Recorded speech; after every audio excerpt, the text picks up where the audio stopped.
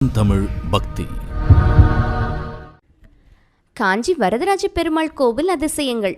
பல பெயர்களில், பல ரூபங்களில், பல கோவில்களில் அச்சவதாரமாக அருள் வெள்ளம் பெருக்குகிறார் திருமால். யார் வந்து கேட்டாலும் வரமளித்து அருள் புரிபவர்.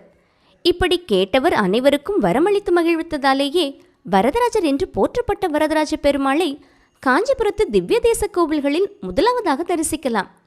வேண்டும் வரமெல்லாம் தரும் இந்த வரதராஜ பெருமாள் கோவிலில் அப்படி என்ன ரகசியங்கள் உள்ளதென்று பார்ப்போம்.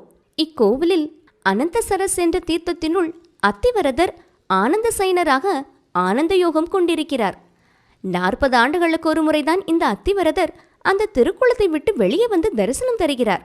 இந்த கணக்குப்படிதான் கடந்த 2019ஆம் ஆண்டில் அத்திவரதரை தரிசித்தோம். கற்சிற்ப காலத்துக்கு முன்னால் அத்திமரத்தாலேயே இறை திருவுருவங்கள் உருவாக்கப்பட்டிருக்கின்றன என்பதற்கும், அத்திமரம் எத்தனை வருடம் நீரில் ஊறினாலும் கெட்டு